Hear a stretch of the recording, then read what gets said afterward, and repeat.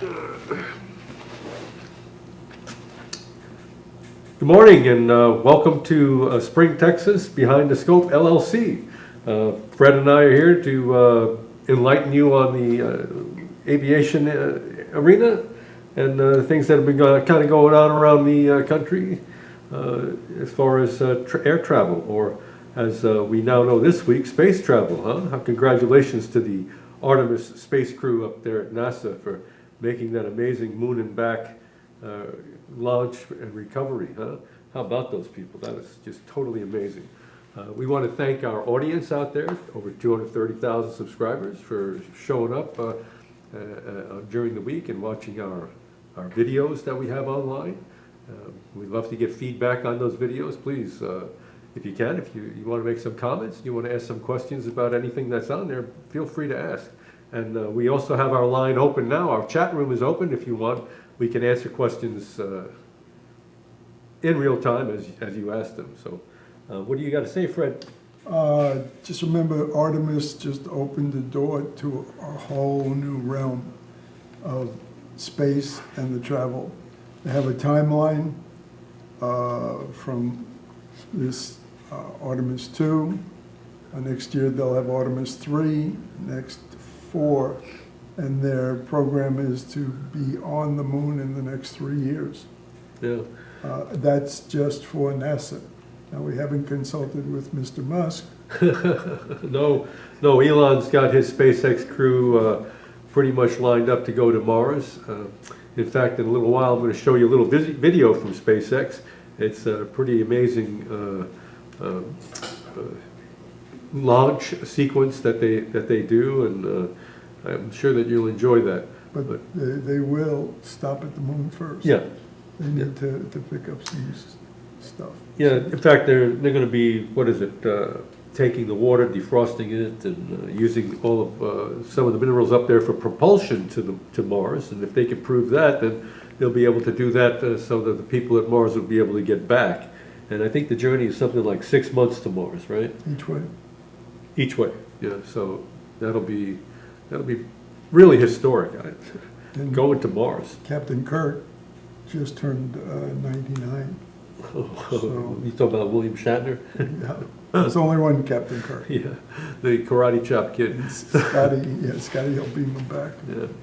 Well, I just heard this morning that the Straits of Hormuz are now officially closed. We got 2 destroyers that have gone into the Gulf, and they're going to shut off Iran from exporting any oil so that they don't get any funds. So let's hope that this comes to an end soon. They'll get that country back under control. They'll come to an agreement to not have any nuclear weapons, and this 47-year-old war will end. You know, they keep saying that Trump started this. We all know that the Iranians have been doing this for many years. They took our hostages, 27 or 29 hostages back in Jimmy Carter's day, and we had to go in and get them out of there.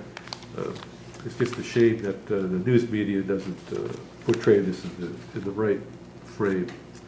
And every one of these presidents that have been on board since have always said that they do not want Iran to get a nuclear weapon, and this president is the only president that actually took action, because if he didn't, within the next 3 to 4 weeks, they would have had nuclear arms capability. So thank God we have a president that actually takes action. He might not be the most articulate man in the world, but man, he gets stuff done. He absolutely gets stuff done. You don't have to like him, you can hate him, you don't have to like him, but you got to admit he gets stuff done. And we're a safer place because of it. Anyway, outside of that, let's get to Artemis. Okay. Just remember, Trump is selling a watch also. Yeah, well, we don't have to hawk his watches. He's got enough money. Here's a little schematic of the Artemis base after they do a landing, and that's basically in Did we stall? 20. Is it stalled? I stalled. No. There we go. Okay. This base will be started to be developed by about 2030. Yeah, he's got this little picture here. I don't know if you can bring us in on that, but there we are. I don't know if you can see that. But there are companies out there that are going to be building the equipment to make these. One of them is this, what is that, LUNR? The robot, Robotics. They'll be going on the moon. And in fact, I think Japan has used them successfully. They're even on the New York Stock Exchange as LUNR. So it might be a wise investment right now. Anything that's out there in the private sector, it's going to explode. And I don't mean badly, I mean in a good way. So, as you can see behind me, we have FlightAware up, and once again, we're looking at Iran, and you can see there's a big old empty hole over there by Iran.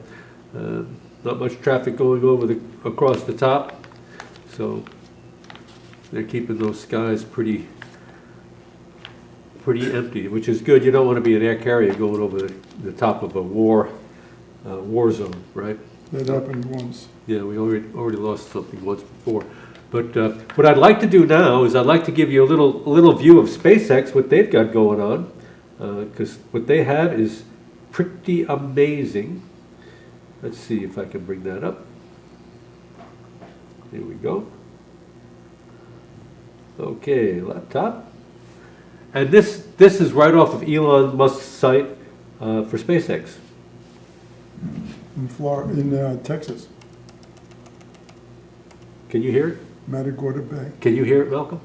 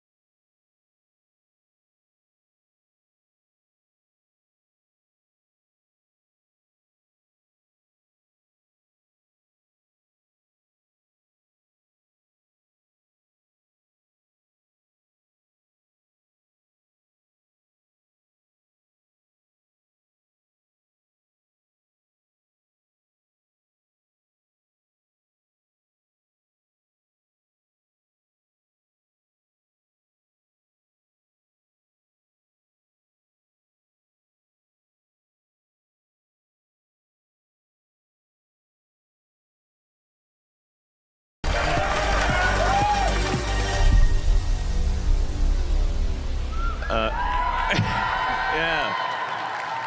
There you go. All right. The gateway to Mars.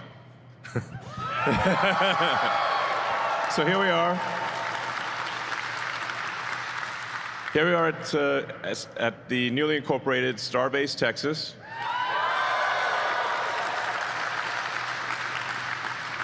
This is the first new city made in America in, I think, quite a few decades. At least that's what I'm told. And very cool name. And it's named that because it is where we're going to develop the technology necessary to take humanity and civilization and life as we know it to another planet for the first time in the 4.5 billion year history of Earth.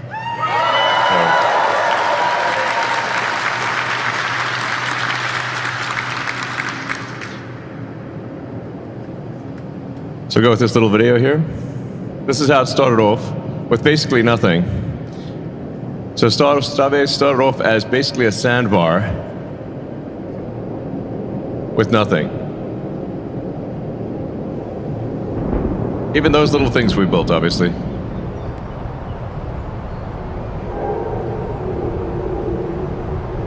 That's the original sort of Mad Max rocket.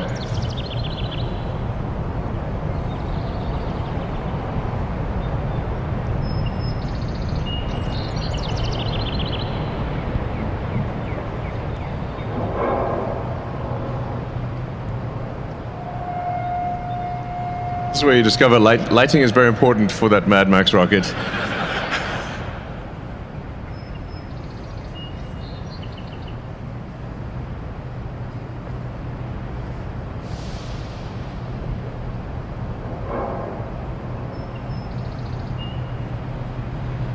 So yeah, not that long ago, there was basically nothing here.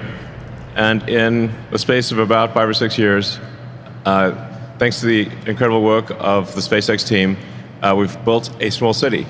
And we've built 2 gigantic launch pads and a gigantic rocket factory for a gigantic rocket. And the cool thing is, for anyone out there who's watching this, you can actually come and visit because our entire production facility and launch site are on a public highway. So anyone who comes to South Texas can come and see the rocket pretty close up and see the factory. And so if anyone is interested in seeing the largest flying object on Earth can come here anytime they want and just drive down the public highway and see it, which is pretty cool. So then we progress to where we are now, Starbase 2025.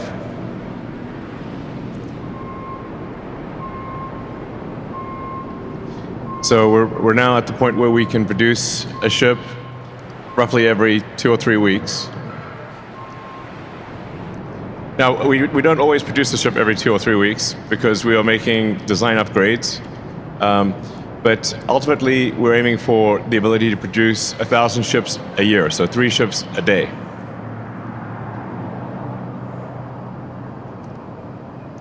So that's where things are now. I'm standing in that building.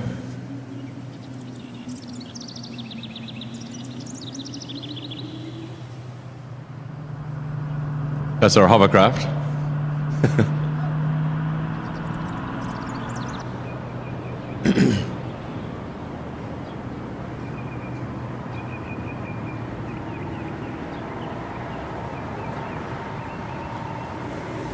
We're driving a booster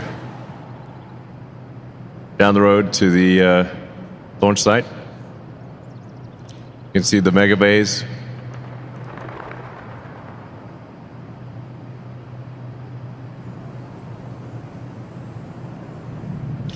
And as I said, what's cool, the cool thing for those out there watching this video is that you can actually just literally come here, drive down the road and see it, which is the first time in history that that's been possible.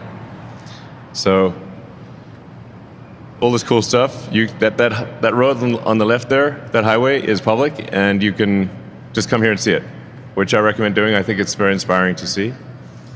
So that's our Gigabay. So we're expanding integration to produce 1,000 Starships per year. Well, yeah, that hasn't been built yet, but we're building it. That is a truly enormous structure. That'll be one of the biggest structures, I think by some measures, the biggest structure in the world. And it's designed for 1,000 Starships a year.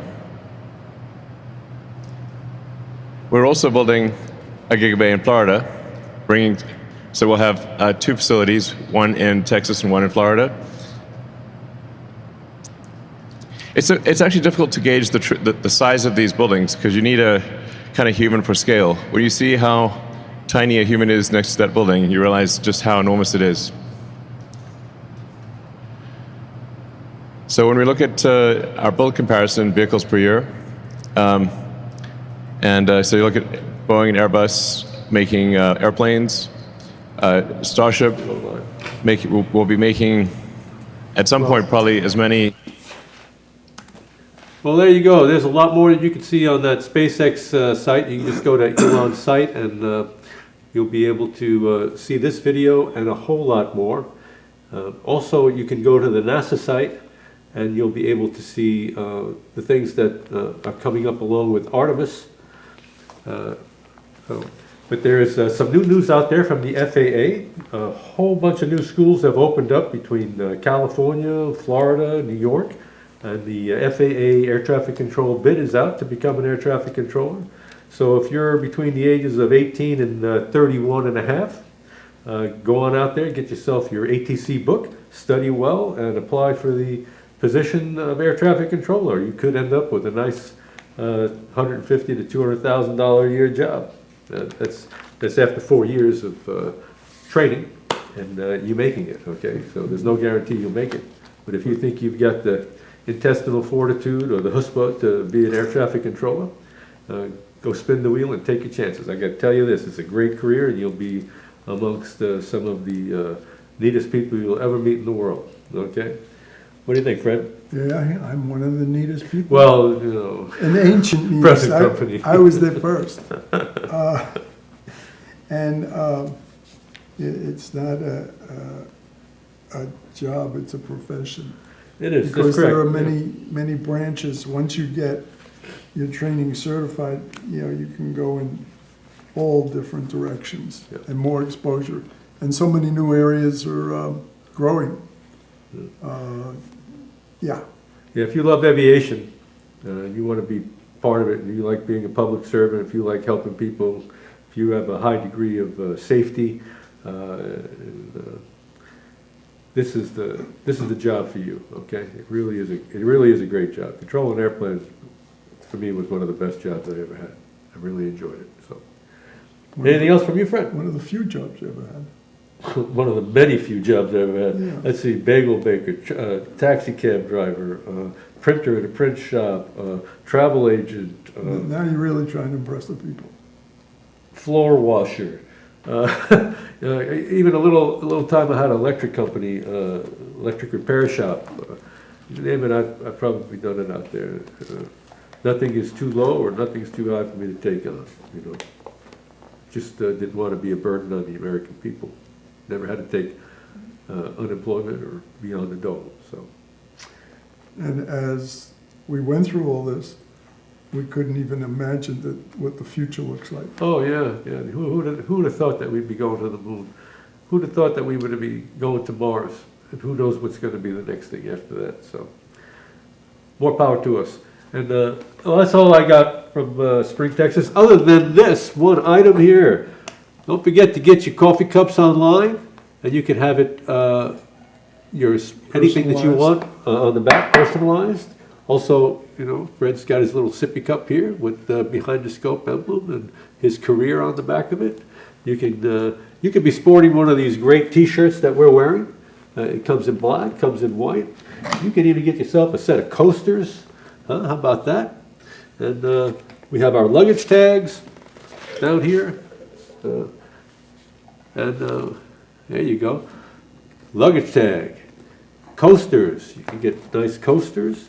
And you can also apply for the book, where you'll learn everything you always want to know about air traffic control, but we're afraid to ask. So, and for the book, if you think you might be interested in this career, the book is well worth the investment to show you the pluses and minuses. There are also books to study for the test. You can get at a Barnes and Noble. yeah. To give you more insight, you don't want to walk into this thing and say, this isn't something I want. This is something you want so bad you're ready to bite down and taste it. You're ready to fight for it. Yeah. And if you have any questions, you can text us, call us. If you have our number, we'll be more than happy to kind of help you along. But anyway, thank you for joining us. We hope to see you again next week. And were there any questions, by the way, online? No? Okay. Well, again, thank you for joining us. If you have any questions, get a hold of us. From Fred and I here in Spring, Texas, you all learn to love one another out there and take care, okay? All right.